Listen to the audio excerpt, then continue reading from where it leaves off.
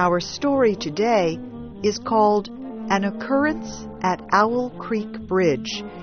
It was written by Ambrose Bierce. The occurrence, or event, in our story takes place during the Civil War of the 1860s between the American states of the North and the states of the South. A group of soldiers is hanging a Southern farm owner for trying to stop Northern military movements across the Owl Creek Bridge.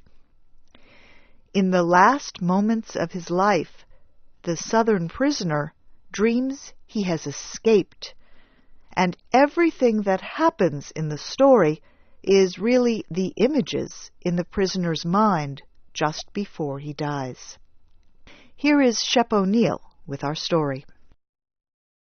A man stood on a railroad bridge in Alabama, looking down into the swift waters of the Owl Creek River below. The man's hands were tied behind his back. There was a rope around his neck. The rope was tied to part of the bridge above him. 3 soldiers of the Northern Army stood near the prisoner, waiting for their captain's orders to hang him. Everybody was ready. The prisoner stood quietly. His eyes were not covered. He looked down and saw the water under the bridge. Now he closed his eyes. He wanted his last thoughts to be of his wife and children, but as he tried to think of them, he heard sounds again and again. The sounds were soft, but they got louder and louder and started to hurt his ears. The pain was strong. He wanted to shout, but the sounds he heard were just those of the river running swiftly under the bridge.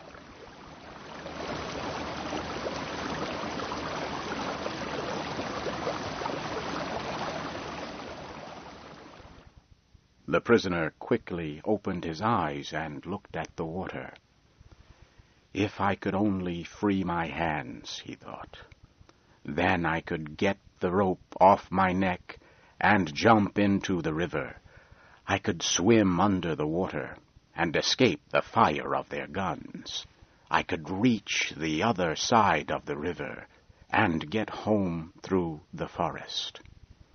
My house is outside of their military area, and my wife and children are safe there. I would be, too. While these thoughts raced through the prisoner's mind, the captain gave the soldiers the order to hang him. A soldier quickly obeyed. He made the rope firm around the prisoner's neck. Then he dropped him through a hole in the bridge.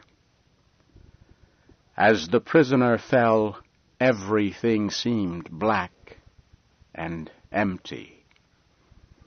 But then he felt a sharp pain in his neck and could not breathe.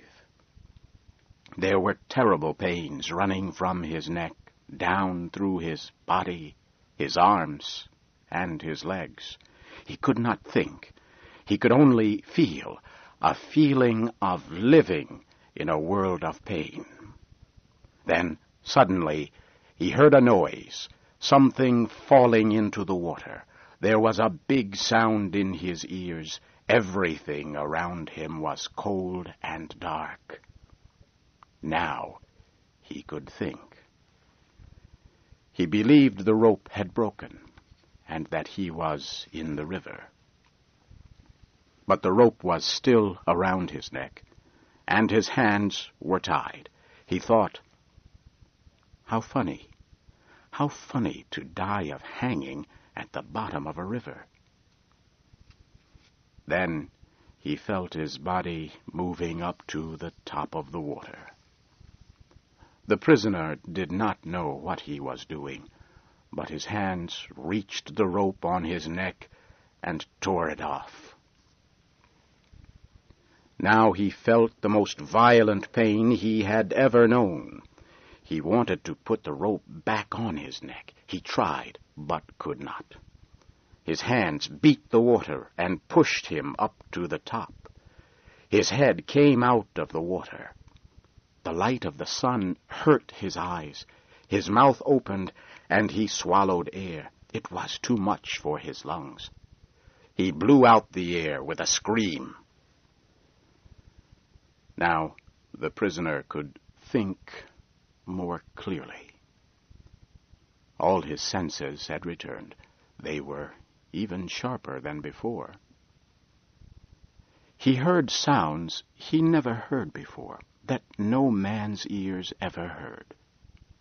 The flying wings of small insects, the movement of a fish. His eyes saw more than just the trees along the river. They saw every leaf on the trees, and they saw the thin lines in the leaves. And he saw the bridge, with the wall at one end. He saw the soldiers, and the captain on the bridge. They shouted, and they pointed at him. They looked like giant monsters. As he looked, he heard gunfire.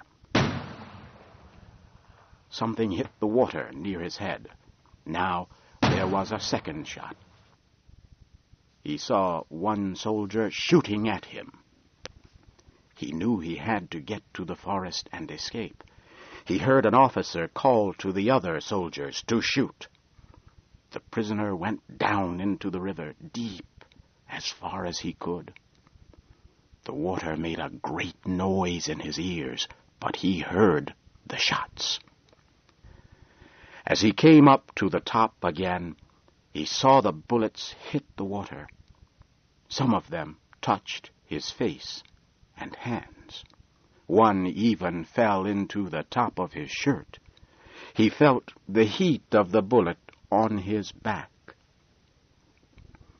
When his head came out of the water for air, he saw that he was farther away from the soldiers, and he began swimming strongly. As he swam, the soldiers fired their rifles. Then they fired their cannon at him. But nothing hit him. Then, suddenly, he could not swim. He was caught in a whirlpool which kept turning him around and around. This was the end, he thought. Then, just as suddenly as it had caught him, the whirlpool lifted him and threw him out of the river. He was on land. He kissed the ground. He looked around him. There was a pink light in the air. The wind seemed to make music as it blew through the trees. He wanted to stay there. But the cannon fired again, and he heard the bullets above his head. He got up and ran into the forest. At last, he found a road toward his house. It was a wide, straight road. Yet it looked like a road that never had any travelers on it. No farms, no houses on its sides, only tall, black trees. In the tall, black trees the prisoner heard strange voices. Some of them spoke in words that he could not understand. His neck began to hurt. When he touched it, it felt very large. His eyes hurt so much that he could not close them. His feet moved, but he could not feel the road. As he walked, he was in a kind of sleep, now half awake, half asleep. He found himself at the door of his house. His lovely wife ran to him. Ah, at last. He put his arms about his beautiful wife. And just then, he felt a terrible pain in the back of his neck. All around him there was a great white light and the sound of a cannon. And then darkness and silence. The prisoner was dead. His neck was broken. His body hung at the end of a rope. It kept swinging from side to side, swinging gently under a hole in Owl Creek Bridge.